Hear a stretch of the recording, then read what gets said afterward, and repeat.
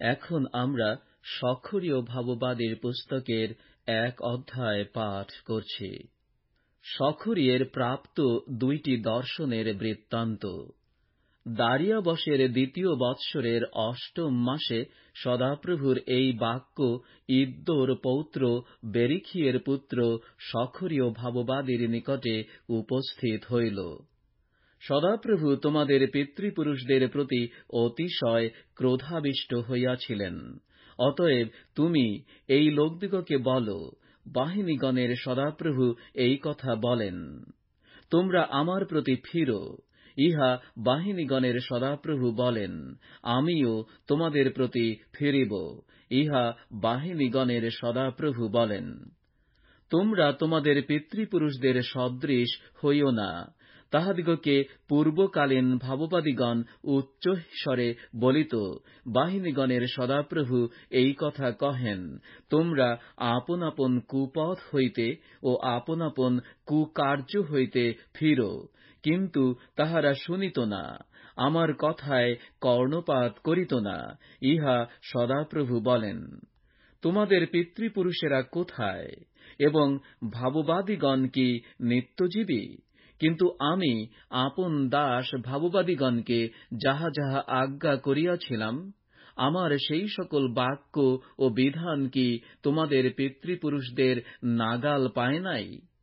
তখন তাহারা ফিরিয়া আসিয়া কহিল, বাহিনীগণের সদাপ্রভু আমাদের আচার ও ক্রিয়ানুসারে আমাদের প্রতি যেরূপ ব্যবহার করিতে মনস্থ করিয়াছিলেন, আমাদের প্রতি তদ্রূপ ব্যবহার করিয়াছেন। দারিয়াবশের ২য় বৎসরের ১১ মাসের অর্থাৎ শবাট মাসের ৪বিংশ দিনে সদাপ্রভুর বাক্য ইদ্দোর পৌত্র বেরিখিয়ের পুত্র সখরীয় ভাববাদীর নিকটে উপস্থিত হইল। তিনি বলিলেন, আমি রাত্রিকালে দর্শন পাইলাম, আর দেখো, রক্তবর্ণ অশ্বে আরোহী এক পুরুষ। তিনি নিম্নভূমিস্থ গুলমেদী বৃক্ষ সকলের মধ্যে দাঁড়াইয়াছিলেন, এবং তাঁহার পশ্চাৎ রক্তবর্ণ, পাণ্ডুর ও শ্বেতবর্ণ কতিপয় অশ্ব ছিল। তখন আমি বলিলাম, হে আমার প্রভু, ইহারা কে? তাহাতে আমার সঙ্গে আলাপকারী দূত আমাকে কহিলেন, ইহারা কে তাহা আমি তোমাকে জ্ঞাত করিব। আর যে পুরুষ গুলমেদী বৃক্ষ সকলের মধ্যে দাঁড়াইয়াছিলেন, তিনি কহিলেন, সদাপ্রভু ইহাদিগকে পৃথিবীতে ইতস্তত ভ্রমণ করিতে পাঠাইয়াছেন। তখন তাহারা উত্তর করিয়া, যিনি গুলমেদী বৃক্ষ সকলের মধ্যে দাঁড়াইয়াছিলেন, সদাপ্রভুর সেই দূতকে কহিল, আমরা পৃথিবীতে ইতস্তত ভ্রমণ করিয়াছি, আর দেখো, সমস্ত পৃথিবী সুস্থির ও বিশ্রান্ত। তখন সদাপ্রভুর দূত কহিলেন, হে বাহিনীগণের সদাপ্রভু, তুমি এই ৭০ বৎসর যাহাদের উপরে ক্রোধাবিষ্ট রহিয়াছ, সেই জেরুসালেমের প্রতি ও জিহুদার নগর সকলের প্রতি করুণা করিতে কতকাল বিলম্ব করিবে? তখন যে দূত আমার সহিত আলাপ করিতেছিলেন, সদাপ্রভু তাহাকে উত্তর দিয়া নানা মঙ্গল কথা, নানা সান্ত্বনাদায়ক কথা কহিলেন। আর যে দূত আমার সহিত আলাপ করিতেছিলেন, তিনি আমাকে কহিলেন, তুমি ঘোষণা করিয়া বল, বাহিনীগণের সদাপ্রভু এই কথা বলেন, জেরুসালেমের পক্ষে ও সিয়নের পক্ষে আমি মহা অন্তর্জ্বালায় জ্বালাযুক্ত হইয়াছি।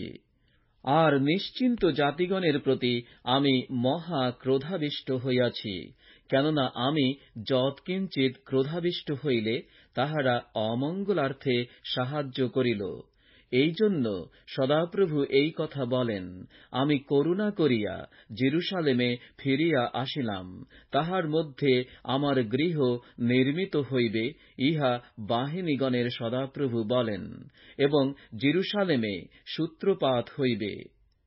তুমি আরো ঘোষণা করিয়া বল, বাহিনীগণের সদাপ্রভু এই কথা কহেন, আমার নগর সকল পুনর্বার মঙ্গলে আপ্লাবিত হইবে, এবং সদাপ্রভু সিয়নকে পুনর্বার সান্ত্বনা করিবেন ও জেরুসালেমকে পুনর্বার মনোনীত করিবেন। পরে আমি চক্ষু তুলিয়া দৃষ্টিপাত করিলাম, আর দেখো, 4 শৃঙ্গ। তখন আমার সঙ্গে আলাপকারী দূতকে জিজ্ঞাসা করিলাম, এইগুলি কি? তিনি আমাকে কহিলেন, এ সেই সকল শৃঙ্গ যাহারা জিহুদা, ইসরায়েল এবং জেরুসালেমকে ছিন্ন ভিন্ন করিয়াছে। পরে সদাপ্রভু আমাকে 4 জন কর্মকার দেখাইলেন। আমি জিজ্ঞাসা করিলাম, ইহারা কি করিতে আসিতেছে? তিনি কহিলেন, ওই শৃঙ্গ সকল জিহুদাকে এমন ছিন্ন ভিন্ন করিয়াছে যে কেহই মস্তক তুলিতে পারে নাই। কিন্তু যে জাতিগণ জিহুদা দেশকে ছিন্ন ভিন্ন করিবার জন্য শৃঙ্গ উঠাইয়াছে, তাহাদিগকে ভয় দেখাইবার জন্য ও তাহাদের শৃঙ্গ সকল নিচে ফেলিয়া দিবার জন্য ইহারা আসিতেছে। এখন আমরা সখরীয় 2 অধ্যায় পাঠ করছি। সখরীয়ের 3য় দর্শন। পরে আমি চক্ষু তুলিয়া দৃষ্টিপাত করিলাম, আর দেখো, পরিমাণ রজ্জু হস্তে এক পুরুষ। তখন আমি জিজ্ঞাসা করিলাম, আপনি কোথায় যাইতেছেন? তিনি আমাকে কহিলেন, জেরুসালেম মাপিতে, তাহার প্রস্থ কত ও তাহার দৈর্ঘ্য কত তাহা দেখিতে যাইতেছি। আর দেখো, যে দূত আমার সহিত আলাপ করিতেছিলেন তিনি অগ্রসর হইলেন, আর একজন দূত তাহার সহিত সাক্ষাৎ করিতে গেলেন। তিনি উহাকে কহিলেন, তুমি দৌড়াইয়া গিয়া যুবককে বল, জেরুসালেমের মধ্যবর্তী মনুষ্যদের ও পশুদের আধিক্য প্রযুক্ত প্রাচীরবিহীন গ্রামসমূহের ন্যায় তাহার বসতি হইবে। কারণ সদাপ্রভু বলেন, আমি তাহার চারিদিকে অগ্নিময় প্রাচীর স্বরূপ হইব, এবং আমি তাহার মধ্যবর্তী প্রতাপ স্বরূপ হইব। অহো, অহো, উত্তর দেশ হইতে পলায়ন কর, ইহা সদাপ্রভু বলেন, কেননা আমি তোমাদিগকে আকাশের 4 বায়ুর ন্যায় বিস্তৃত করিয়াছি, ইহা সদাপ্রভু বলেন। অহো সিয়ন, বাবিল কন্যার সহনিবাসিনী, রক্ষার্থে পলায়ন কর, কারণ বাহিনীগণের সদাপ্রভু এই কথা কহেন। প্রতাপের পরে তিনি আমাকে সেই জাতিগণের কাছে পাঠাইলেন, যাহারা তোমাদিগকে লুট করিয়াছে। কেননা যে ব্যক্তি তোমাদিগকে স্পর্শ করে, সে তাহার চক্ষুর তারা স্পর্শ করে। কারণ দেখো, আমি তাহাদের উপরে আপন হস্ত চালাইব, তাহাতে তাহারা আপন দাসগণের লুট বস্তু হইবে। আর তোমরা জানিবে যে বাহিনীগণের সদাপ্রভুই আমাকে পাঠাইয়াছেন। সিয়ন কন্যে, আনন্দ গান করো, আহ্লাদ করো, কেননা দেখো, আমি আসিতেছি, আর আমি তোমার মধ্যে বাস করিব, ইহা সদাপ্রভু বলেন। সেই দিনে অনেক জাতি সদাপ্রভুতে আসক্ত হইবে, আমার প্রজা হইবে, এবং আমি তোমার মধ্যে বাস করিব। তাহাতে তুমি জানিবে যে বাহিনীগণের সদাপ্রভুই আমাকে তোমার নিকটে পাঠাইয়াছেন। আর সদাপ্রভু পবিত্র দেশে আপনার অংশ বলিয়া জিহুদাকে অধিকার করিবেন ও জেরুসালেমকে আবার মনোনীত করিবেন। সদাপ্রভুর সাক্ষাতে প্রাণীমাত্র নীরব হও, কেননা তিনি আপন পবিত্র আবাসের মধ্য হইতে জাগিয়া উঠিয়াছেন। এখন আমরা সখরীয় 3 অধ্যায় পাঠ করছি। সখরীয়ের 4র্থ দর্শন। পরে তিনি আমাকে যিহোশুয় মহাযাজককে দেখাইলেন। ইনি সদাপ্রভুর দূতের সম্মুখে দাঁড়াইয়াছিলেন, আর তাঁহার বিপক্ষতা করিবার জন্য শয়তান বিপক্ষ তাঁহার দক্ষিণে দাঁড়াইয়াছিল। তখন সদাপ্রভু শয়তানকে কহিলেন, শয়তান, সদাপ্রভু তোমাকে ভর্ৎসনা করুন। হাঁ, যিনি জেরুসালেমকে মনোনীত করিয়াছেন, সেই সদাপ্রভু তোমাকে ভর্ৎসনা করুন। এই ব্যক্তি কি অগ্নি হইতে উদ্ধৃত অর্ধদগ্ধ কাষ্ঠস্বরূপ নয়? তখন যিহোশুয় মলিন বস্ত্র পরিহিত হইয়াই দূতের সম্মুখে দাঁড়াইয়াছিলেন। তাহাতে সেই দূত আপনার সম্মুখে দণ্ডায়মান ব্যক্তিদিগকে কহিলেন, ইহার গাত্র হইতে ওই মলিন বস্ত্র সকল খুলিয়া ফেল। পরে তিনি তাহাকে কহিলেন, দেখো, আমি তোমার অপরাধ তোমা হইতে দূর করিয়া দিয়াছি ও তোমাকে শুভ্র বস্ত্র পরিহিত করিব। তখন আমি কহিলাম, ইহার মস্তকে সূচি উষ্ণিস দিতে আজ্ঞা হোক।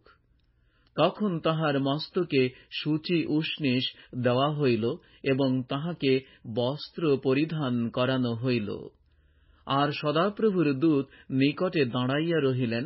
পরে সদাপ্রভুর দূত যিহোশূয়কে দৃঢ়রূপে কহিলেন, বাহিনীগণের সদাপ্রভু এই কথা কহেন, তুমি যদি আমার পথে চলো ও আমার রক্ষণীয় দ্রব্য রক্ষা করো, তবে তুমিও আমার বাটির বিচার করিবে এবং আমার প্রাঙ্গণের রক্ষকও হইবে। আর এই যাহারা দাঁড়াইয়া আছে, আমি তোমাকে ইহাদের মধ্যে গমনাগমন করিবার অধিকার দিব। হে যিহোশূয় মহাযাজক, তুমি শুনো, এবং তোমার সম্মুখে উপবিষ্ট তোমার সখাগণ শুনুক। কেননা তাহারা অদ্ভুত লক্ষণ স্বরূপ লোক। কারণ দেখো, আমি আপন দাস পল্লবকে আনয়ন করিব। দেখো, যিহোশূয়ের সম্মুখে আমি এই প্রস্তর স্থাপন করিয়াছি। এক প্রস্তরের উপরে 7 চক্ষু আছে। দেখো, আমি তাহার মুদ্রা খুদিব, ইহা বাহিনীগণের সদাপ্রভু বলেন। এবং আমি একদিনে সেই দেশের অপরাধ দূর করিব। বাহিনীগণের সদাপ্রভু বলেন, সেই দিন তোমরা প্রত্যেকে আপন আপন প্রতিবাসীকে দ্রাক্ষালতার তলে ও ডুমুর বৃক্ষের তলে নিমন্ত্রণ করিবে। এখন আমরা সখরীয় 4 অধ্যায় পাঠ করছি। সখরীয়ের পঞ্চম দর্শন। পরে যে দূত আমার সহিত আলাপ করিতেছিলেন, তিনি পুনরায় আসিয়া আমাকে নিদ্রা হইতে জাগরিত মনুষ্যের ন্যায় জাগাইলেন। আর তিনি আমাকে কহিলেন, কি দেখিতেছ? আমি কহিলাম, আমি দৃষ্টিপাত করিলাম, আর দেখো, এক দিববৃক্ষ, সমস্তই স্বর্ণময়, তাহার মাথার ঊর্ধ্বে তৈলাধার ও তাহার উপরে 7 প্রদীপ, এবং তাহার মাথার উপরে স্থিত প্রত্যেক প্রদীপের জন্য 7 নল। তাহার নিকটে 2 জিতবৃক্ষ, একটি তৈলাধারের দক্ষিণে ও একটি তাহার বামে। তখন যে দূত আমার সঙ্গে আলাপ করিতেছিলেন, আমি তাহাকে জিজ্ঞাসা করিলাম, হে আমার প্রভু, এই সকল কি? তাহাতে যে দূত আমার সঙ্গে আলাপ করিতেছিলেন, তিনি উত্তর করিয়া আমাকে কহিলেন, এই সকল কি, তাহা কি জানো না? আমি কহিলাম, হে আমার প্রভু, জানি না। তখন তিনি উত্তর করিয়া আমাকে কহিলেন, এ সরুব্বাবিলের প্রতি সদাপ্রভুর বাক্য। পরাক্রম দ্বারা নয়, বল দ্বারাও নয়, কিন্তু আমার আত্মা দ্বারা, ইহা বাহিনীগণের সদাপ্রভু বলেন। হে বৃহৎ পর্বত, তুমি কে? সরুব্বাবিলের সম্মুখে তুমি সমভূমি হইবে, এবং প্রীতি প্রীতি ইহার প্রতি এই হর্ষধ্বনির সহিত সে মস্তকস্বরূপ প্রস্তরখানি বাহির করিয়া আনিবে। পরে সদাপ্রভুর এই বাক্য আমার নিকটে উপস্থিত হইল। সরুব্বাবিলের হস্ত এই গৃহের ভিত্তিমূল স্থাপন করিয়াছে, আবার তাহারই হস্ত ইহা সমাপ্ত করিবে। তাহাতে তুমি জানিবে যে বাহিনীগণের সদাপ্রভুই তোমাদের নিকটে আমাকে পাঠাইয়াছেন। কারণ ক্ষুদ্র ক্ষুদ্র বিষয়ের দিনকে কে তুচ্ছ জ্ঞান করিয়াছে? সরুব্বাবিলের হস্তে ওলন দেখিয়া ওই সপ্তটি তো আনন্দ করিবে। ইহারা সদাপ্রভুর চক্ষু, ইহারা সমস্ত পৃথিবী পর্যটন করে। পরে আমি তাহাকে জিজ্ঞাসা করিলাম, দিববৃক্ষটির দক্ষিণে ও বামে 2 দিকে স্থিত ওই 2 জলপাই বৃক্ষের তাৎপর্য কি? দ্বিতীয়বার তাহাকে জিজ্ঞাসা করিলাম, স্বর্ণময় যে 2 নল আপনা হইতে স্বর্ণবর্ণ তৈল নির্গত করে, তৎপার্শ্বে জলপাই ফলের এই যে 2টি শাখা আছে, ইহার তাৎপর্য কি? তিনি আমাকে উত্তর করিয়া কহিলেন, এই সকল কি, তাহা কি জানো না? আমি কহিলাম, হে আমার প্রভু, জানি না। তখন তিনি কহিলেন, উহারা সেই 2 তৈলকুমার, যাহারা সমস্ত ভূমণ্ডলের প্রভুর সম্মুখে দাঁড়াইয়া থাকেন। এখন আমরা সখরীয় 5 অধ্যায় পাঠ করছি। সখরীয়ের 6ষ্ঠ, 7ম ও 8ম দর্শন। পরে আমি আবার চক্ষু তুলিয়া দৃষ্টিপাত করিলাম, আর দেখো, একখানি জড়ানো পত্র উড়িতেছে। তখন তিনি আমাকে কহিলেন, কি দেখিতেছ? আমি উত্তর করিলাম, একখানি জড়ানো পত্র উড়িতে দেখিতেছি। তাহা 20 হস্ত দীর্ঘ ও 10 হস্ত প্রস্থ। তিনি আমাকে কহিলেন, উহা সমস্ত দেশের উপরে নির্গত অভিশাপ। বস্তুত যে কেহ চুরি করে, সে উহার 1 পৃষ্ঠের বিধান অনুসারে উচ্ছিন্ন হইবে, এবং যে কেহ শপথ করে, সে উহার অন্য পৃষ্ঠের বিধান অনুসারে উচ্ছিন্ন হইবে। বাহিনীগণের সদাপ্রভু কহেন, আমি উহাকে বাহির করিয়া আনিব। উহা চোরের বাটিতে ও আমার নামে মিথ্যা শপথকারীর বাটিতে প্রবেশ করিবে, এবং তাহার বাটির মধ্যে অবস্থিতি করিয়া কাষ্ঠ ও প্রস্তর শুদ্ধ বাটি বিনাশ করিবে। পরে যে দূত আমার সহিত আলাপ করিতেছিলেন, তিনি বাহিরে আসিয়া আমাকে কহিলেন, তুমি চক্ষু তুলিয়া দেখো, ওই কি বাহির হইতেছে? তখন আমি জিজ্ঞাসা করিলাম, ওটি কি? তিনি কহিলেন, ওটি ঐফা পাত্র বাহির হইতেছে। আরো কহিলেন, ওটি সমস্ত দেশে তাহাদের অধর্ম। আর দেখো, 1 মণ সীসা উত্থাপিত হইল, আর ঐফার মধ্যে এক স্ত্রী বসিয়া আছে। তিনি কহিলেন, এ দুষ্টতা। পরে তিনি ওই স্ত্রীকে ঐফার মধ্যে ফেলিয়া দিয়া তাহার মুখে সেই সীসার ঢাকুনি দিলেন। তখন আমি চক্ষু তুলিয়া দৃষ্টিপাত করিলাম, আর দেখো, 2 স্ত্রী বাহির হইয়া আসিল। তাহাদের পক্ষপুটে বায়ু ছিল, আর হাড়গিলার পক্ষের ন্যায় তাহাদের পক্ষ ছিল। তাহারা পৃথিবীর ও আকাশের মধ্যপথে সেই ঐফা উঠাইয়া লইয়া গেল। তখন যে দূত আমার সহিত আলাপ করিতেছিলেন, আমি তাহাকে জিজ্ঞাসা করিলাম, উহারা ঐফা কোথায় লইয়া যাইতেছে? তিনি আমাকে কহিলেন, ইহারা সিনিয়র দেশে উহার জন্য এক গৃহ নির্মাণ করিবে।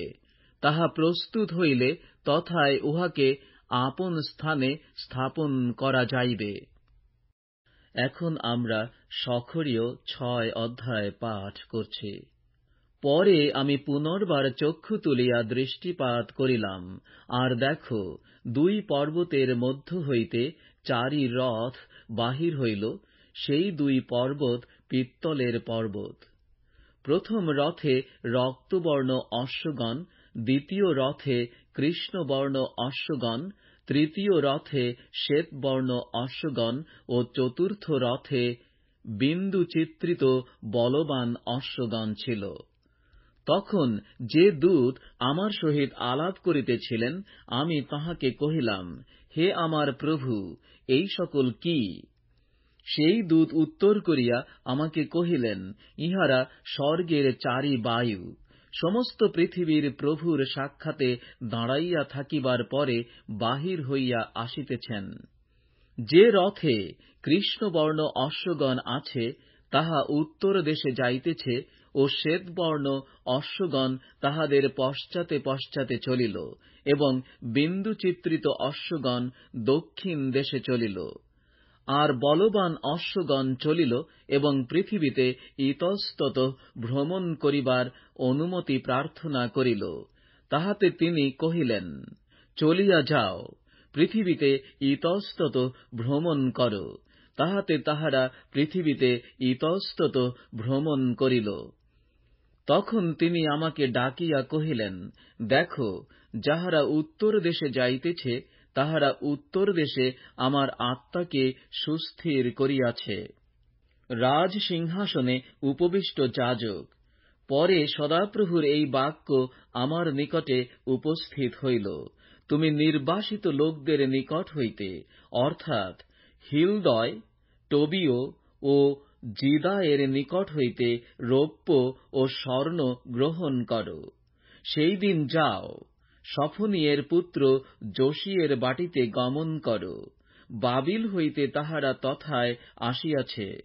তুমি রৌপ্য ও স্বর্ণ গ্রহণ করিয়া মুকুট নির্মাণ কর এবং জিহসাদকের পুত্র জিহোশূয় মহাযাজকের মস্তকে দাও, আর তাহাকে বল, বাহিনীগণের সদাপ্রভু এই কথা কহেন, দেখো, সেই পুরুষ যাহার নাম পল্লব, তিনি আপন স্থানে পল্লবের ন্যায় বৃদ্ধি পাইবেন এবং সদাপ্রভুর মন্দির গাঁথিবেন।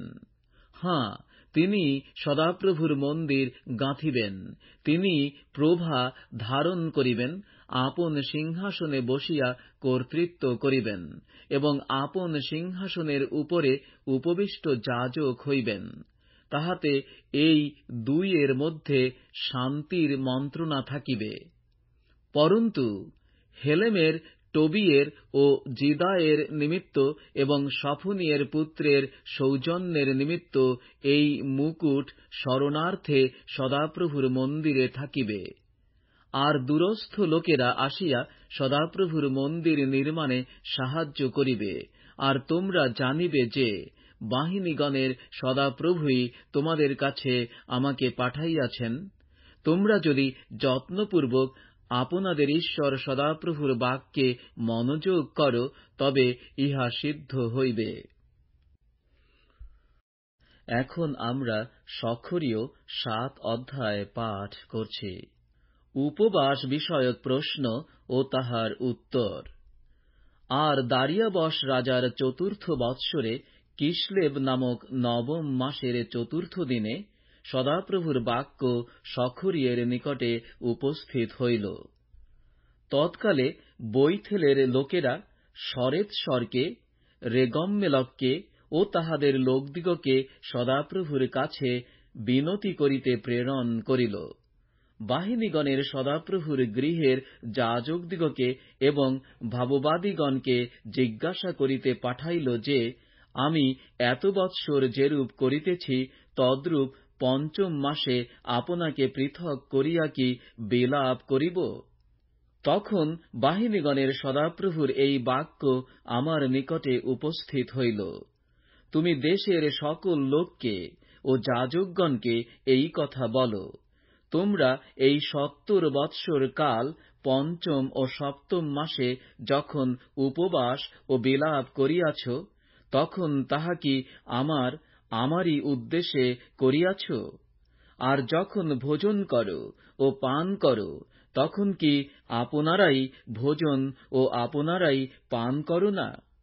জেরুসালেম ও তাহার চারিদিকের নগর সকল যখন বসতি বিশিষ্ট ও কুশল বিশিষ্ট ছিল, এবং দক্ষিণ দেশ ও নিম্নভূমি যখন বসতি বিশিষ্ট ছিল, তৎকালে সদাপ্রভু পূর্বকার ভাববাদীগণ দ্বারা যে সকল কথা ঘোষণা করিয়াছিলেন, তাহা কি তোমরা শুনিবে না?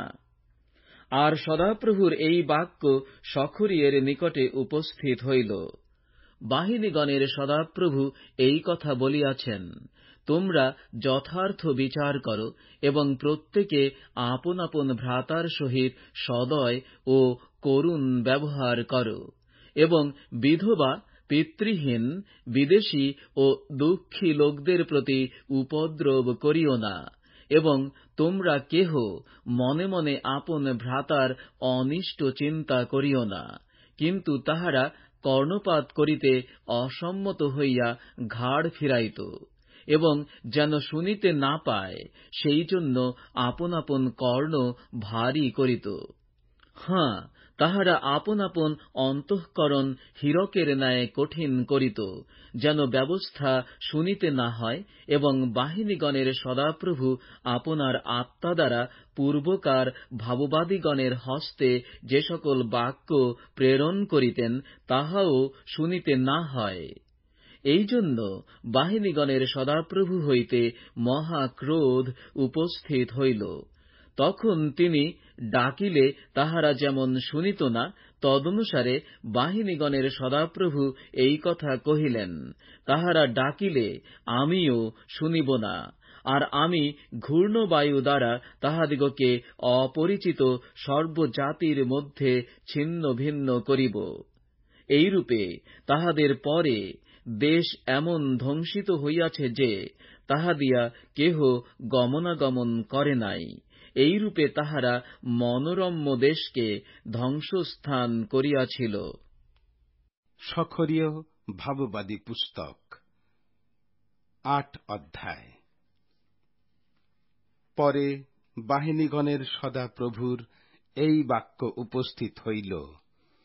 বাহিনীগণের সদাপ্রভু এই কথা কহেন, আমি মহৎ অন্তর্জ্বালায় সিয়নের জন্য জ্বলিয়াছি, আর আমি তাহার জন্য মহাক্রোধে জ্বলিয়াছি।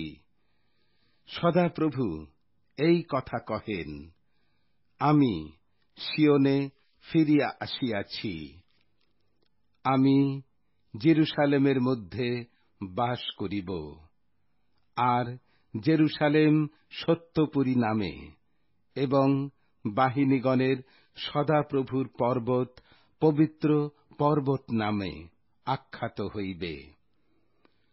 বাহিনীগণের সদাপ্রভু এই কথা কহেন, যাহারা অধিক বয়স প্রযুক্ত, প্রত্যেকে লাঠি হাতে করে, এমন প্রাচীনেরা ও প্রাচীনারা পুনর্বার জেরুসালেমের চকে বসিবে, আর চকে ক্রীড়া করে এমন বালক বালিকাতে নগরের চক সকল পরিপূর্ণ হইবে। বাহিনীগণের সদাপ্রভু এই কথা কহেন, এই লোকদের অবশিষ্টাংশের দৃষ্টিতে তাহা যদি তৎকালে অসম্ভব বোধ হয়, তবে কি আমার দৃষ্টিতেও অসম্ভব বোধ হইবে? ইহা বাহিনীগণের সদাপ্রভু বলেন। বাহিনীগণের সদাপ্রভু এই কথা কহেন, দেখো, আমি পূর্ব দেশ হইতে ও পশ্চিম দেশ হইতে আপন প্রজাদিগকে নিস্তার করিব, আর আমি তাহাদিগকে আনিব, তাহাতে তাহারা জেরুসালেমের মধ্যে বাস করিবে, এবং সত্যে ও ধার্মিকতায় তাহারা আমার প্রজা হইবে, আর আমি তাহাদের ঈশ্বর হইব। বাহিনীগণের সদাপ্রভু এই কথা কহেন। বাহিনীগণের সদাপ্রভুর গৃহের ভিত্তিমূল স্থাপনকালীন ভাববাদীদের মুখে এই বর্তমানকালে এই সকল কথা শুনিতে পাইতেছ যে, তোমরা তোমাদের হস্ত সবল হোক, মন্দির নির্মিত হইবে। বস্তুত সেই দিনের পূর্বে মনুষ্যের বেতন ছিল না, পশুর ভাড়াও ছিল না, এবং যে কেহ ভেতরে আসিত কিংবা বাহিরে যাইত, বিপক্ষ লোকের জন্য তাহার কিছুই শাস্তি হইত না। আর আমি প্রত্যেকজনকে আপন আপন প্রতিবাসীর বিপক্ষে প্রেরণ করিতাম। কিন্তু এখন আমি এই লোকদের অবশিষ্টাংশের প্রতি পূর্বকার দিনসমূহের ন্যায় ব্যবহার করিব না। ইহা বাহিনীগণের সদাপ্রভু বলেন। কেননা শান্তিযুক্ত বীজ হইবে, দ্রাক্ষালতা ফলবতী হইবে, ভূমি আপন শস্য উৎপন্ন করিবে ও আকাশ আপন শিশির দান করিবে। আর আমি এই লোকদের অবশিষ্টাংশকে এই সকলের অধিকারী করিব। আর হে জিহুদা কুল ও ইসরায়েল কুল, জাতিগণের মধ্যে তোমরা যেমন অভিশাপ স্বরূপ ছিলে, তেমনি আমি তোমাদিগকে নিস্তার করিব, আর তোমরা আশীর্বাদ স্বরূপ হইবে। ভয় করিও না, তোমাদের হস্ত সবল হোক, কেননা বাহিনীগণের সদাপ্রভু এই কথা কহেন, তোমাদের পিতৃপুরুষেরা আমাকে ক্রুদ্ধ করাতে আমি যেমন তোমাদের অমঙ্গল সাধনের সংকল্প করিলাম, অনুশোচনা করিলাম না, বাহিনীগণের সদাপ্রভু কহেন, তেমনি ফিরিয়া এই সময় জেরুসালেমের ও জিহুদাকুলের মঙ্গল সাধনের সংকল্প করিলাম। তোমরা ভয় করিও না, তোমরা এই সকল কার্য করিও। আপন আপন প্রতিবাসীর কাছে সত্য বলিও। তোমাদের নগরদ্বারে সত্য ও শান্তিজনক বিচার করিও। আর মনে মনে আপন আপন প্রতিবাসীর অনিষ্ট চিন্তা করিও না, এবং মিথ্যা দিব্য ভালোবাসিও না, কেননা এই সকল আমি ঘৃণা করি, ইহা সদাপ্রভু বলেন। পরে বাহিনীগণের সদাপ্রভুর এই বাক্য আমার নিকটে উপস্থিত হইল। বাহিনীগণের সদাপ্রভু এই কথা কহেন, চতুর্থ, পঞ্চম, সপ্তম ও দশম মাসের যে সকল উপবাস, সে সকল জিহুদাকুলের জন্য আনন্দ, আমোদ এবং মঙ্গলোৎসব হইয়া উঠিবে। অতএব তোমরা সত্য ও শান্তি ভালোবাসিও।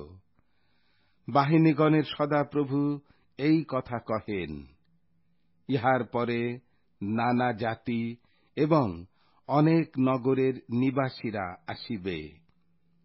এক নগরের নিবাসীরা অন্য নগরে গিয়া এই কথা বলিবে, চলো আমরা সদাপ্রভুর কাছে মিনতি করিতে ও বাহিনীগণের সদাপ্রভুর অন্বেষণ করিতে শীঘ্র যাই, আমিও যাইব। আর অনেক দেশের লোক ও বলবান জাতিগণ বাহিনীগণের সদাপ্রভুর অন্বেষণ করিতে ও সদাপ্রভুর কাছে বিনতি করিতে জেরুসালেমে আসিবে। বাহিনীগণের সদাপ্রভু এই কথা কহেন, তৎকালে জাতিগণের সর্বভাষাবাদী 10 পুরুষ এক এক জিহুদি পুরুষের বস্ত্রের অঞ্চল ধরিয়া এই কথা কহিবে, আমরা তোমাদের সহিত যাইব, কেননা আমরা শুনিলাম ঈশ্বর তোমাদের সহবর্তী। সখরীয় ভাববাদী পুস্তক 9 অধ্যায়। ইসরায়েল ও ইসরায়েল রাজের বিষয়ে ভারবাণী। ইদ্রক দেশের উপরে সদাপ্রভুর বাক্যের ভারবাণী, এবং দম্মেশক তাহার অবস্থিতি স্থান। কেননা সদাপ্রভুর চক্ষু মনুষ্যের এবং সমস্ত ইসরায়েল বংশের প্রতি রহিয়াছে, আর তাহার পার্শ্বস্থিত হমাত এবং প্রচুর জ্ঞান বিশিষ্ট শোব ও সিদোনও তাহার ভাগী হইবে। সোর আপনার জন্য দৃঢ় দুর্গ নির্মাণ করিয়াছে, এবং ধুলার ন্যায় রৌপ্য ও পথের কদ্দমের ন্যায় উত্তম স্বর্ণ সঞ্চয় করিয়াছে। দেখো, প্রভু তাহাকে অধিকারচ্যুত করিবেন, ও সমুদ্রে তাহার বলে আঘাত করিবেন, এবং সে অগ্নিভক্ষিত হইবে। তাহা দেখিয়া অস্কিলন ভয় পাইবে, ঘষাও দেখিয়া অতিশয় ব্যথিত হইবে, এবং ইক্রোনও তদ্রূপ হইবে, কেননা তাহার আশাভূমি লজ্জিত হইবে। ঘষা হইতে রাজা উচ্ছিন্ন হইবে, ও অস্কিলনে বসতি থাকিবে না। আর অসদোদে জারজ বংশ বাস করিবে, এবং আমি পলেষ্টীয়দের দপদর্প চূর্ণ করিব। আর আমি তাহার মুখ হইতে তাহার পেয় রক্ত ও দন্তের মধ্য হইতে তার জঘন্য বস্তু সকল অপসারণ করিব। আর সে অবশিষ্ট থাকিয়া আপনিও আমাদের ঈশ্বরের লোক হইবে। সে জিহুদার মধ্যে অধ্যক্ষ তুল্য হইবে, এবং ইক্রোন জিবুসিয়ের তুল্য হইবে। আর আমি সৈন্য সামন্তের বিরুদ্ধে আপন কুলের চারিদিকে শিবির স্থাপন করিব, যেন কেহ গমনাগমন না করে। তাহাতে কোন প্রজাপীড়নকারী আর তাহাদের নিকট দিয়া যাইবে না। কারণ এখন আমি স্বচক্ষে দেখিলাম। হে সিয়ন কন্যা, অতিশয় উল্লাস কর। হে জেরুসালেম কন্যা, জয়ধ্বনি কর। দেখো, তোমার রাজা তোমার কাছে আসিতেছেন। তিনি ধর্মময় ও পরিত্রাণযুক্ত, তিনি নম্র ও গর্ধবে উপবিষ্ট, গর্ধবীর শাবকে উপবিষ্ট। আর আমি ইফ্রাইম হইতে রথ ও জেরুসালেম হইতে অশ্ব উচ্ছিন্ন করিব, আর যুদ্ধধনু উচ্ছিন্ন হইবে, এবং তিনি জাতিদিগকে শান্তির কথা কহিবেন। আর তাহার কর্তৃত্ব এক সমুদ্র অবধি অপর সমুদ্র পর্যন্ত, ও নদী অবধি পৃথিবীর প্রান্ত পর্যন্ত ব্যাপিবে। আর তোমার বিষয় বলিতেছি, তোমার নিয়মের রক্ত প্রযুক্ত আমি তোমার বন্দীদিগকে সেই নির্জল কূপের মধ্য হইতে মুক্ত করিয়াছি। হে আমার বন্দীগণ, তোমরা ফিরিয়া দৃঢ় দুর্গে আইস। আমি অদ্যই অঙ্গীকার করিতেছি, আমি তোমাকে দ্বিগুণ অংশ দিব। কারণ আমি আপনার জন্য জিহুদাকে ধনুরূপে আকর্ষণ করিয়াছি, বাণরূপে ইফ্রাইমকে সন্ধান করিয়াছি। আর হে সিয়ন, আমি তোমার সন্তানদিগকে, হে যবন, তোমার সন্তানদের বিরুদ্ধে উত্তেজিত করিব, ও তোমাকে বীরের খড়গস্বরূপ করিব। আর সদাপ্রভু তাহাদের ঊর্ধ্বে দর্শন দিবেন, ও তাহার বাণ বিদ্যুতের ন্যায় নির্গত হইবে, এবং প্রভু সদাপ্রভু তুরি বাজাইবেন। আর দক্ষিণের ঘূর্ণবায়ু সহকারে গমন করিবেন। বাহিনীগণের সদাপ্রভু তাহাদিগকে রক্ষা করিবেন। তাহাতে তাহারা গ্রাস করিবে, ও ফিঙ্গার প্রস্তর সকল পদতলে দলিত করিবে। আর তাহারা পান করিবে, এবং দ্রাক্ষারসে মত্ত লোকের ন্যায় শব্দ করিবে। আর তাহারা বৃহৎ পানপাত্রের ন্যায় পূর্ণ হইবে, যজ্ঞবেদীর কোণের ন্যায় হইবে। আর সেই দিন তাহাদের ঈশ্বর সদাপ্রভু তাহাদিগকে আপন প্রজারূপ মেষপালের ন্যায় নিস্তার করিবেন। বস্তুত তাহারা মুকুটস্থ মণির ন্যায় তাহার দেশের উপরে চাকচিক্য বিশিষ্ট হইবে। আহ, তাহাদের কেমন মঙ্গল ও কেমন শোভা! শস্য যুবকদিগকে ও নতুন দ্রাক্ষারস যুবতীদিগকে সতেজ করিবে। সখরীয় ভাববাদী পুস্তক 10 অধ্যায়। তোমরা শেষ বর্ষার সময় সদাপ্রভুর কাছে বৃষ্টি যাচনা করো। সদাপ্রভু বিদ্যুতের উৎপাদক। তিনি লোকদিগকে প্রচুর বৃষ্টি দিবেন। প্রত্যেক জনের ক্ষেত্রে তৃণ দিবেন। কেননা ঠাকুরগণ অসারতার কথা বলিয়াছে, মন্ত্রপাঠকেরা মিথ্যা দর্শন পাইয়াছে ও মিথ্যা স্বপ্নের কথা বলিয়াছে। তাহারা বৃথাই সান্ত্বনা দেয়।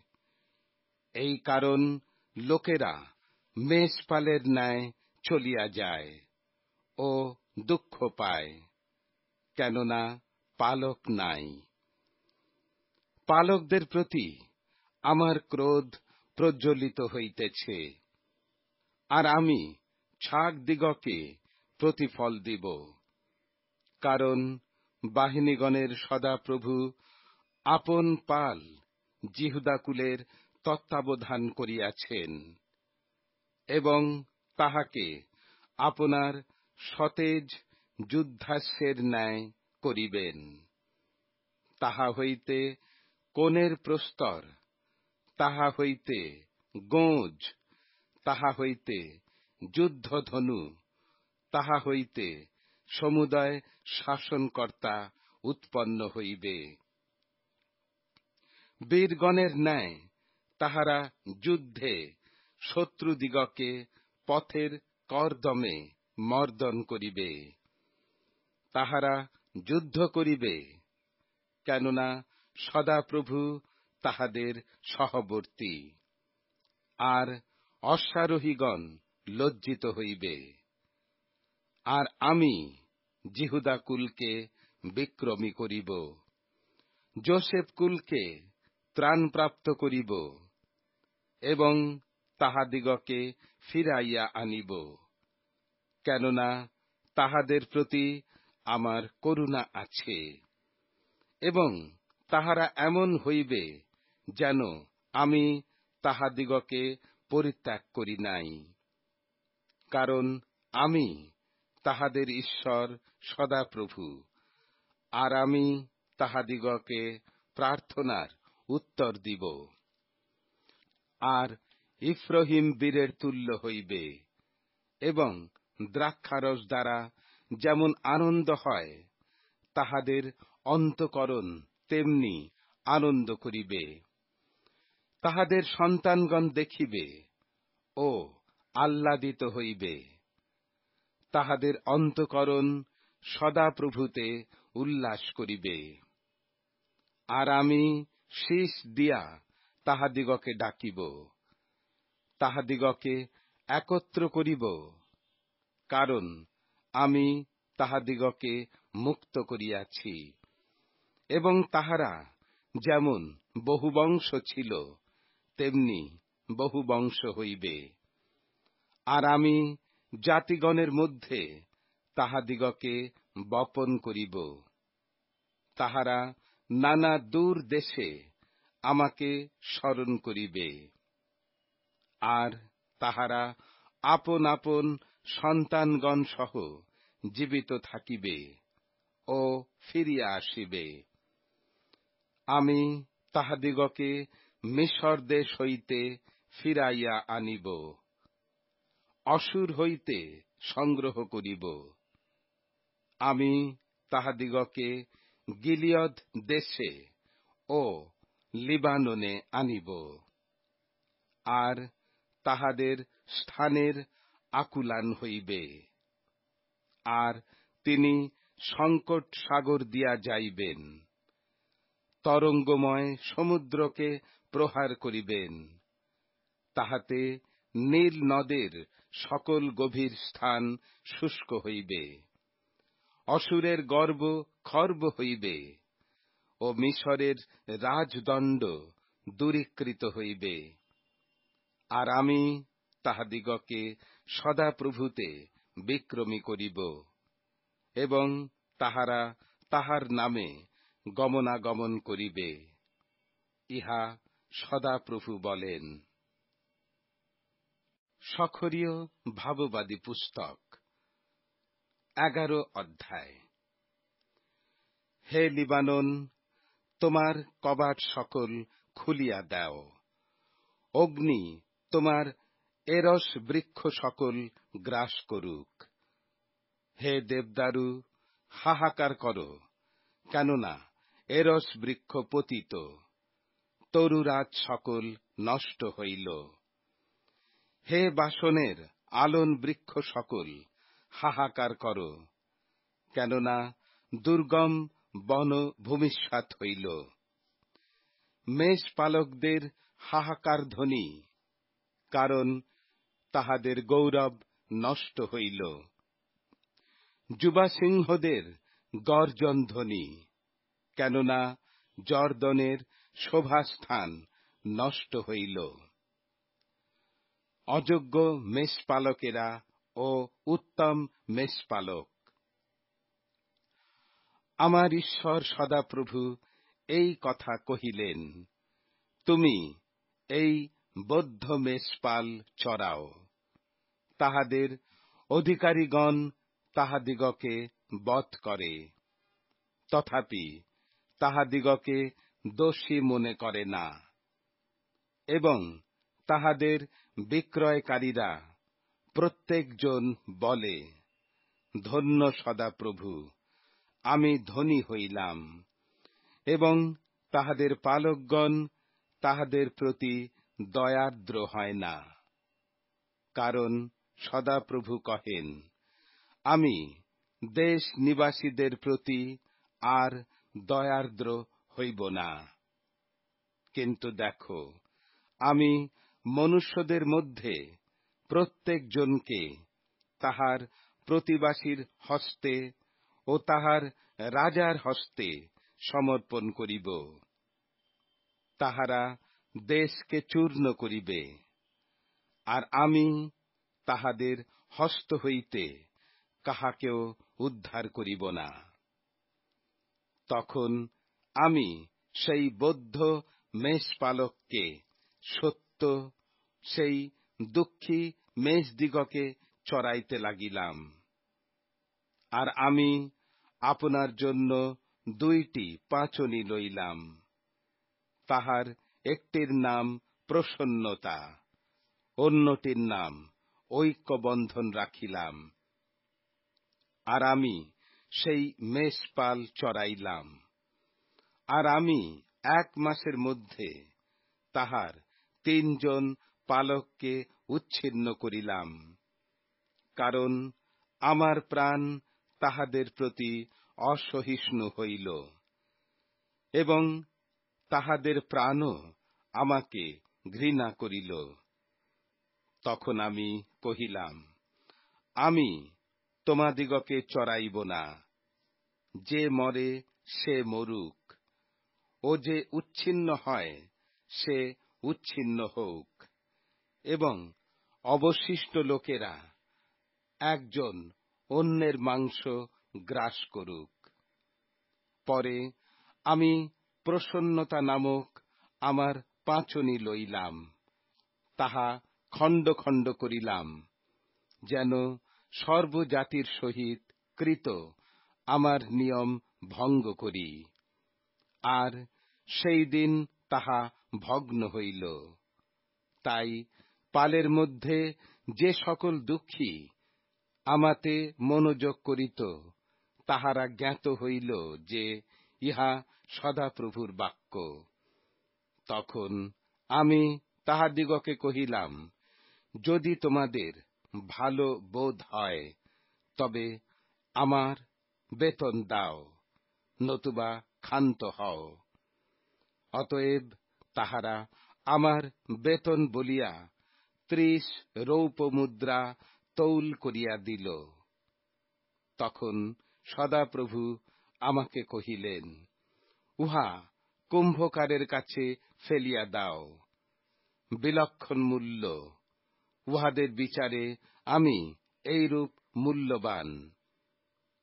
আর আমি সেই 30 রৌপ্য মুদ্রা লইয়া সদাপ্রভুর গৃহে কুম্ভকারের কাছে ফেলিয়া দিলাম। পরে ঐক্যবন্ধন নামক আমার অন্য পাঁচনি খণ্ড খণ্ড করিলাম, যেন জিহুদার ও ইসরায়েলের ভ্রাতৃভাব ভঞ্জন করি। পরে সদাপ্রভু আমাকে কহিলেন, এবার তুমি এক নির্বোধ মেষপালকের দ্রব্য গ্রহণ করো, কেননা দেখো, আমি দেশে এমন এক মেষপালককে উঠাইব, যে উচ্ছিন্ন লোকদের তত্ত্বাবধান করিবে না, ছিন্ন ভিন্ন দিগের অন্বেষণ করিবে না, ভগ্নাঙ্গকে সুস্থ করিবে না, সুস্থিরেরও ভরণ পোষণ করিবে না, কিন্তু হৃষ্টপুষ্ট মেষদের মাংস খাইবে এবং তাহাদের খুর ছিঁড়িবে। ধিক সেই অকর্মণ্য পালককে, যে পাল ত্যাগ করে। তাহার বাহুতে ও দক্ষিণ চক্ষুতে খড়গ পড়িবে। তাহার বাহু নিতান্তই শুষ্ক হইয়া যাইবে ও তাহার দক্ষিণ চক্ষু নিতান্তই অন্ধীভূত হইবে। সখরীয় ভাববাদী পুস্তক 12 অধ্যায়। ইসরায়েলের বিষয়ে সদাপ্রভুর বাক্যরূপ ভারবাণী। আকাশমণ্ডলের বিস্তারকর্তা, পৃথিবীর ভিত্তিমূল স্থাপনকর্তা এবং মনুষ্যের অন্তরস্থ আত্মার উৎপাদনকর্তা সদাপ্রভু কহেন, দেখো, আমি চারিদিকের সর্বজাতির পক্ষে জেরুসালেমকে টলনের পানপাত্র স্বরূপ করিব এবং জেরুসালেমের অবরোধকালে ইহা জিহুদাতেও সফল হইবে। সেই দিন আমি জেরুসালেমকে সর্বজাতিরই বোঝা স্বরূপ প্রস্তর করিব। যত লোক সেই বোঝা লইবে, তাহারা ক্ষতবিক্ষত হইবে, আর তাহার বিরুদ্ধে পৃথিবীর সকল জাতি একত্রীকৃত হইবে। সদাপ্রভু কহেন, সেই দিন আমি সমস্ত অশ্বকে স্তব্ধতায় ও তদারোহীকে উন্মাদে আহত করিব এবং জিহুদা কুলের প্রতি আপন চক্ষু উন্মীলিত করিব, আর জাতিগণের সমস্ত অশ্বকে অন্ধতায় আহত করিব। আর জিহুদার অধ্যক্ষগণ মনে মনে কহিবে, জেরুসালেম নিবাসীরা আপনাদের ঈশ্বর বাহিনীগণের সদাপ্রভুতে আমার বল। সেই দিন আমি জিহুদার অধ্যক্ষগণকে কাষ্ঠরাশির মধ্যস্থিত অগ্নির আংটার ন্যায় ও আটির মধ্যস্থিত প্রজ্বলিত দামস্যের ন্যায় করিব। তাহারা দক্ষিণ দিকে ও বাম দিকে চারিপার্শ্বের সকল জাতিকে গ্রাস করিবে এবং জেরুসালেম পুনরায় আপন স্থানে জেরুসালেমে বসতি করিবে। আর সদাপ্রভু প্রথমে জিহুদার তাম্বু সকল নিস্তার করিবেন, যেন দাউদকুলের শোভা ও জেরুসালেম নিবাসীদের শোভা জিহুদার উপরে অভিমানী না হয়। সেই দিন সদাপ্রভু জেরুসালেম নিবাসীগণকে রক্ষা করিবেন। আর সেই দিন তাহাদের মধ্যে যে উছট খাইল, সেও দাউদের সদৃশ হইবে, এবং দাউদের কুল ঈশ্বরের সদৃশ সদাপ্রভুর যে দূত তাহাদের অগ্রগামী, তাহার সদৃশ হইবে। আর সেই দিন আমি জেরুসালেমের বিরুদ্ধে আগত সমস্ত জাতিকে নষ্ট করিতে উদ্যোগী হইব। আর দাউদ কুলের ও জেরুসালেমের নিবাসীদের উপরে আমি অনুগ্রহের ও বিনতির আত্মা সেচন করিব।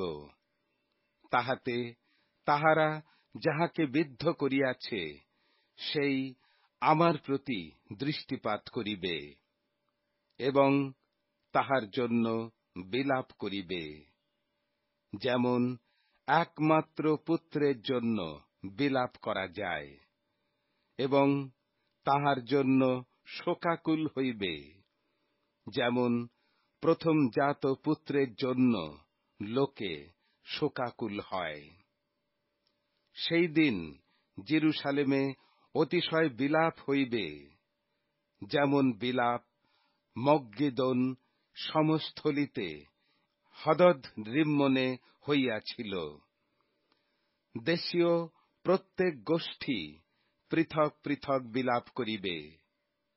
দাউদ কুলের গোষ্ঠী পৃথক ও তাহাদের স্ত্রীরা পৃথক, নাথন কুলের গোষ্ঠী পৃথক ও তাহাদের স্ত্রীরা পৃথক, লেবী কুলের গোষ্ঠী পৃথক ও তাহাদের স্ত্রীরা পৃথক, শিমিইর গোষ্ঠী পৃথক ও তাহাদের স্ত্রীরা পৃথক। অবশিষ্ট সমস্ত গোষ্ঠীর মধ্যে এক এক গোষ্ঠী পৃথক ও তাহাদের স্ত্রীরা পৃথক পৃথক বিলাপ করিবে। সখরীয় ভাববাদী পুস্তক 13 অধ্যায়।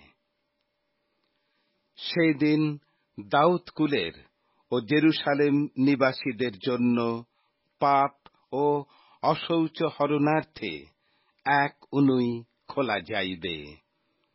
আর বাহিনীগণের সদাপ্রভু কহেন, সেই দিন আমি দেশ হইতে প্রতিমাগণের নাম লোপ করিব, তাহাদের বিষয় আর কাহারও স্মরণে থাকিবে না। আবার আমি ভাববাদী দিগকে ও অসুচিতার আত্মাকে দেশ হইতে নিঃসারণ করিব। যদি তখনও কেহ ভাববাদী বলে, তবে তাহার জন্মদাতা পিতামাতা তাহাকে কহিবে, তুমি বাঁচিবে না, কেননা তুমি সদাপ্রভুর নাম করিয়া মিথ্যা কহিতেছ। এবং সে ভাববাণী বলিলে তাহার জন্মদাতা পিতামাতা তাহাকে অস্ত্রবিদ্ধ করিবে। আর সেই দিন ভাববাদীরা প্রত্যেকে ভাববাণী বলিবার সময় আপন আপন দর্শনের বিষয় লজ্জিত হইবে, এবং প্রতারণা করণার্থে লোমশ বস্ত্র আর পরিধান করিবে না। কিন্তু প্রত্যেকজন বলিবে, আমি ভাববাদী নহি, আমি কৃষিবল, বাল্যকালাবধি দাস। আর যখন কেহ তাহাকে বলিবে, তোমার দুই হস্তের মধ্যে এই সকল ক্ষতের দাগ কি? তখন সে উত্তর করিবে, আমার আত্মীয়দের বাটিতে যে সকল আঘাত পাইয়াছি, এ সেই সকল আঘাত। হে খড়গ, তুমি আমার পালকের, আমার স্বজাতীয় পুরুষের বিরুদ্ধে জাগ্রত হও। ইহা বাহিনীগণের সদাপ্রভু বলেন। পালককে আঘাত করো, তাহাতে পালের মেষেরা ছড়াইয়া পড়িবে। আর আমি ক্ষুদ্রগণের প্রতি তাহার হস্ত ফিরাইব। সদাপ্রভু কহেন, সমস্ত দেশে 2 অংশ লোক উচ্ছিন্ন হইয়া প্রাণ ত্যাগ করিবে, কিন্তু 3য় অংশ তাহার মধ্যে অবশিষ্ট থাকিবে। সেই 3য় অংশকে আমি অগ্নিমধ্যে প্রবেশ করাইব। যেমন রৌপ্য খাঁটি করা যায়, তেমনি খাঁটি করিব। ও যেমন সুবর্ণ পরীক্ষিত হয়, তেমনি তাহাদের পরীক্ষা করিব। তাহারা আমার নামে ডাকিবে, এবং আমি তাহাদিগকে উত্তর দিব। আমি বলিব, এ আমার প্রজা, আর তাহারা বলিবে, সদাপ্রভু আমার ঈশ্বর। সখরীয় ভাববাদী পুস্তক 14 অধ্যায়। সদাপ্রভুর দিনের বর্ণনা। দেখো, সদাপ্রভুর একদিন আসিতেছে, সেই দিন তোমার মধ্যে তোমার সম্পত্তি লুট হইয়া বিভক্ত হইবে। কারণ আমি সমুদয় জাতিকে যুদ্ধার্থে জেরুসালেমের বিরুদ্ধে সংগ্রহ করিব। তাহাতে নগর শত্রু হস্তগত, সকল গৃহের দ্রব্য লুটিত ও স্ত্রী লোকেরা বলাৎকৃত হইবে, এবং নগরের অর্ধেক লোক নির্বাসনে যাইবে, আর অবশিষ্ট প্রজারা নগর হইতে উচ্ছিন্ন হইবে না।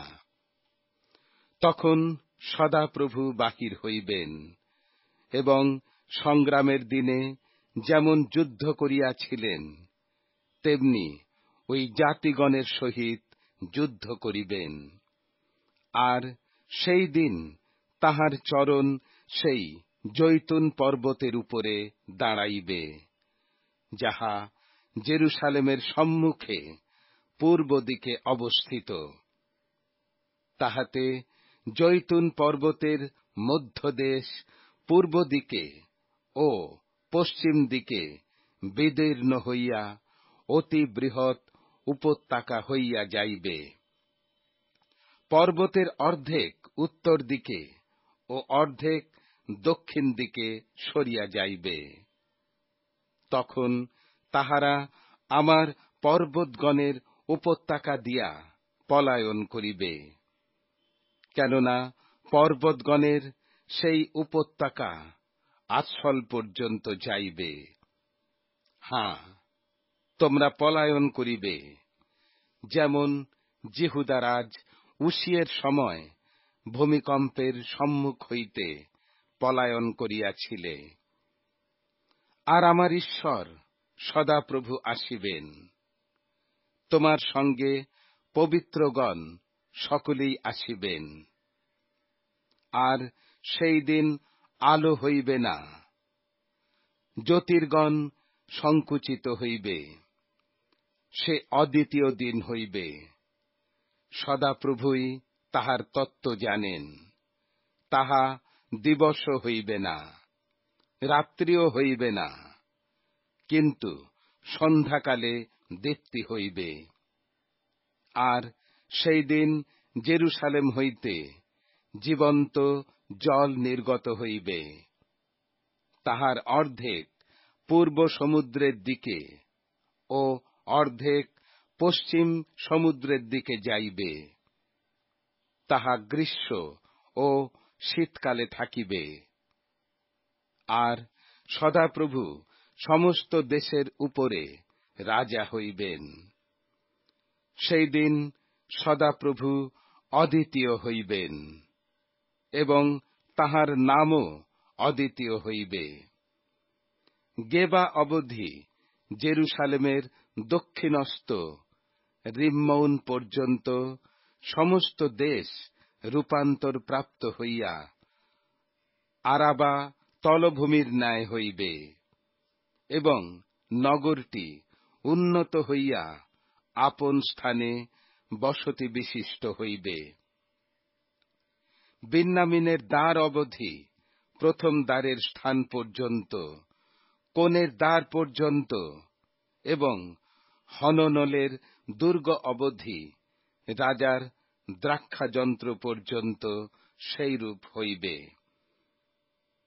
আর লোকেরা তাহার মধ্যে বাস করিবে, আর কখনো অভিশাপ হইবে না, কিন্তু জেরুসালেম নির্ভয়ে বসতি করিবে।